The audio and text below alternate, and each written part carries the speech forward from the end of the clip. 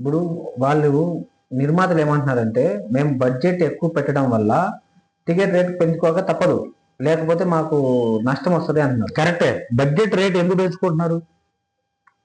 ఇప్పుడు వారణాసికి 1000 కోట్లు బడ్జెట్. అదే హీరో దాని తర్వాత ఫస్ట్ ఎందుకు పెరుగుతుంది బడ్జెట్ అంటున్నా. మళ్ళీ హీరోల రెమ్యునరేషన్ పెరుగుతుంది కదా, అది చెప్తానండి. క్వాలిటీ పెరుగుతుంది కదా. హీరోని సాటిస్ఫై చేయడం కోసం మీరు జనాలు దొరుకుతున్నారు. సినిమాలకు క్వాలిటీ ఇస్తున్నారు కదా సార్. కరెక్ట్, క్వాలిటీ ఇస్తున్నారు. ఏ రకమైన క్వాలిటీ ఇస్తున్నారు? ఇప్పుడు మీరు ఫర్ ఎగ్జాంపుల్ చెప్తా, క్వాలిటీలో కూడా చెప్తా. అదే ముందు ఒక హాలీవుడ్ సినిమాలు అంటే గొప్పగా చూసేవాళ్ళు. ఇప్పుడు మన తెలుగు సినిమాలు అంటే హాలీవుడ్ రేంజ్కి తీసుకెళ్ళిపోవాలా, ఆ క్వాలిటీ మేము ఇవ్వాలా. క్వాలిటీ మనం ప్రయత్నిస్తున్నారు. క్వాలిటీ ఇవ్వచ్చు, ఇవ్వాలంటే మళ్ళీ బడ్జెట్ పెరుగుతుంది కదా.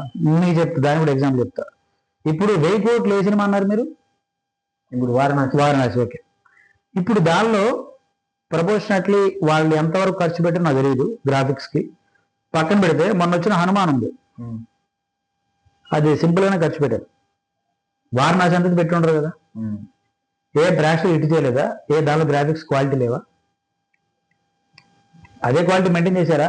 అంటే బ్రాండ్ అండి. కాదండి, బ్రాండ్ కాదు అది. అది ఏమవుతుందంటే మీకు అనవసరమైన పందెం. ఓకే. ఇప్పుడు రాజమౌళి అనేవాడు ఓ 300 కోట్లు ఖర్చు పెట్టాడు. నెక్స్ట్ సినిమాకి వీడు ఖచ్చితంగా 500 ఖర్చు పెట్టాలి అనే లోపు తయారైంది వ్యవహారం.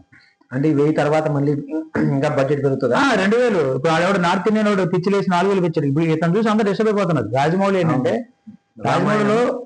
రాజమౌళి ఒక గొప్ప విషయం ఏంటంటే అతను మార్కెట్ ని ఇంటర్నేషనల్ స్థాయికి పట్టుకెళ్ళాడు. అసలు తెలుగు సినిమా బ్రతుకు ఏంటి? తిప్పి కొడితే 100 కోట్లు అనుకున్నాం మాక్సిమం.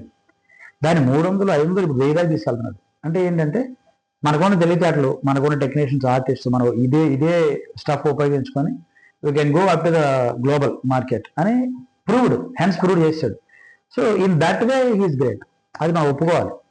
బట్ వేరే రాజమౌళికి సంబంధించిన ఆ పరుగు పందెంలో అందరూ ఆపాదించుకోవడం తప్పు. ఇప్పుడు ప్రతి హీరో చూడండి, మనం కూడా 1000 కోట్లు ఏంటి అసలు? 1000 కోట్లు బడ్జెట్ ఎక్కువ ఉన్నప్పుడు సినిమాకి మనం టికెట్లు పెంచుకునే అవకాశం ఉంటే ఓకే అంటారు మీరు. అలా అన్నాను. నేను ఏమంటానంటే మీకు ఎట్లాగో వీళ్ళు దందాలు చేసే దందాల్లో ఈ నలుగురు బ్యాచ్ ఉన్నారు కదా, వీళ్ళందరూ ఎట్లాగో స్క్రీన్స్ పెంచుకుంటారు. పిచ్చోళ్ళు కాదు వాళ్ళు, జనాలు పిచ్చోళ్ళు. వాళ్ళందరూ యూనిక్నెస్ అండి. ఆ నలుగురు తెలుసు కదా మీకు?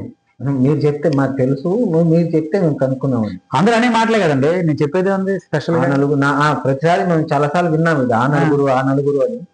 మళ్ళీ ఆ నలుగురులో ఎవరికి థియేటర్ కూడా లేవు. అవునండి, నేను చెప్పడం కాదండి. ఇప్పుడు పవన్ కళ్యాణ్ మన గట్టిగా అన్నాడు. పవన్ కళ్యాణ్ ఆ మాట గురించి వచ్చినప్పుడు భుజాలు తడుకున్న ఒక అతనున్నారు కదా, పొట్టు ప్రొడ్యూసర్. మరి ఏం చెప్తాం అతన్ని? అతని గురించి ఏం ఆడాలి? ఇప్పుడు ఈ can't escape from the truth. ఇప్పుడు మీరు 100 జనం ఎత్తండి, ఒక నిజానికి ఆపోజిట్ గా ఒక అబద్ధాన్ని క్రియేట్ చేయండి చూద్దాం. 100 జనం ఇచ్చాను. అంటే చిన్న సినిమా ప్రొడ్యూసర్ని వీళ్ళు నలుగురు తొక్కేస్తారు అనేది వాస్తవమా? తొక్కేయటం కాదు, they Concorde the industry since years. Okay, కొన్ని సంవత్సరాల నుంచి వీళ్ళందరూ ప్రొడ్యూసర్స్గా, డిస్ట్రిబ్యూటర్స్గా, ఎగ్జిబిటర్స్గా థియేటర్స్ లీజ్ తీసుకొని, థియేటర్ ఓనర్స్గా కూడా చెప్పుకోవచ్చు. మనం అడిగితే లీజ్ అన్నీ అంటారు. ఈ దొంగ డాష్ వ్యవహారాలు మన దగ్గర చెప్పొద్దు. చేసే లత్తుకోడు పోయినప్పుడు నువ్వు లత్తుకొని ఒప్పుకుంటే బయట నీ ఎట్టాగా ఉండదు కదా. ఎవడైనా దొంగనని అంటాడా? అనడు. నీ ఎదవని అంటాడా? ఒప్పుకోడు. ఏ ఎదవా వాడు ఎదవడని ఒప్పుకోడు. కాబట్టి కామన్ జరిగే పాయింట్ ఏంటంటే ఈ నలుగురు ఏం చేస్తున్నారంటే ది కాంకోర్డ్ ద వరల్డ్. వాళ్ళకున్న పర్టికులర్ గ్రిప్స్ మీద నెమ్మదిగా మార్కెట్ని గ్రాప్ చేశారు. సింపుల్గా నీకు బెస్ట్ ఎగ్జాంపుల్ చెప్తాం. ఇప్పుడు క్యూబ్ యూఎఫ్ఓ వచ్చినప్పుడు ఫ్రీ, అది no charge at all, because of it's very budding, very starting stage. అప్పుడు ఈ బిగ్గీస్ పట్టించుకోవాలా, డిజిటల్ విప్లవాన్ని వాళ్ళు చేసేలా ఇప్పుడు వచ్చి చూద్దామని. ఇది ఏమైపోయిందంటే క్యూబ్ యూఎఫ్ పెరిగిపోయింది. మళ్ళీ బిగ్గీస్ వచ్చి మళ్ళీ దీన్ని పెట్టారు, మాకు పర్సంటేజ్ కావాలి. అంటే వాళ్ళ బుద్ధిని మీరు ఏ రకంగా ఆలోచించాలి? ఇదే నీకు అన్నీ చెప్పుద్ది. నేను కాదు అంటే ఆడ కుదరదు అక్క. నువ్వు అవును కాబట్టి నువ్వు కాదని వెళ్తున్నావు. మిగతా వాళ్ళు ఎవరో జబ్బలు మరి ఇట్లా చూసుకోలేదు కదా.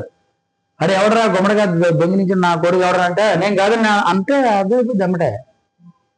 సో అట్లాగా మొన్న పవన్ కళ్యాణ్ గారు గురించి వచ్చినప్పుడు పాయింట్, ఇట్లా చాలా మంది నేనైతే లేను ఏందిరా నువ్వే కదా దరుచుకుంది. దరుచుకోలేదు, నువ్వు భయపడలేదు అంటే నీ మొహంలోనే భయం కనబడుతుంది. God hide. నువ్వు నటించవచ్చు కాక నేను తోపు అనుకోవచ్చు అంటే తప్పలేదు.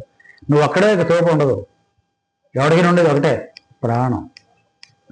కాబట్టి దాని గురించి ఎక్కువ ఆలోచించాల్సిన అవసరం లేదు. వీళ్ళు ఆడే గేమ్ ఏంటంటే అండి, లో బడ్జెట్ ఫిల్మ్ అని ఆల్మోస్ట్ వీళ్ళు they just killed it like anything. చిన్న సినిమాలని నాట్ డైరెక్ట్లీ, ఇండైరెక్ట్లీ. ఇండైరెక్ట్లీ. ఎందుకంటే డైరెక్ట్లీ అని మనం ఎందుకు చెప్పకుండా చేస్తారంటే వాళ్ళు ఆడే చక్కని నీటైన వాళ్ళ దానిలో ఉన్న మ్యాజిక్, వాళ్ళు కాన్క్వైర్ చేసిన వరల్డ్ ఏదైతే ఉందో అది కంపల్సరీ వాళ్ళే ఉంటారు. వాళ్ళ చుట్టాలు, ఆడి పుట్టినోడు, వాళ్ళ అమ్మ పుట్టినోడు, ఇంకోటి పుట్టినోడు, వాళ్ళ వంశాలు వీళ్ళే ఉంటారు. ఏ కాటేదన్ దగ్గర, లేకపోతే ఏ కొంపల దగ్గర, లేకపోతే ఏ Ibrahimpatnam out of Hyderabad circle suburban area కూడా లేకుండా విసిరేసిన థియేటర్లు పాప వీళ్ళు జాలితో వదిలేస్తారు. ఎందుకంటే వాటి వల్ల ఎట్టా వీళ్ళకి గెటన్ అవ్వదు కాబట్టి. ఒక ప్రొడ్యూసర్ ఉన్నాడు, వాడు థియేటర్స్ అన్ని ఆక్యుపై చేసుకోవడమే కాకుండా మన థియేటర్లో అమ్మే సమోసాలు అమ్మితే ఎంత వస్తుందో అడిగాడు. వాడి మీద వీడు పేరు వేసుకుని అమ్మేస్తున్నాడు, పావల లాభం వచ్చినా సరే. వాడు ఎందుకు బతుకున్నాడో నాకు ఎంతవరకు తెలియదు. అంటే మనిషికి ఆశ ఉండొచ్చు, అత్యాశ ఉండకూడదు.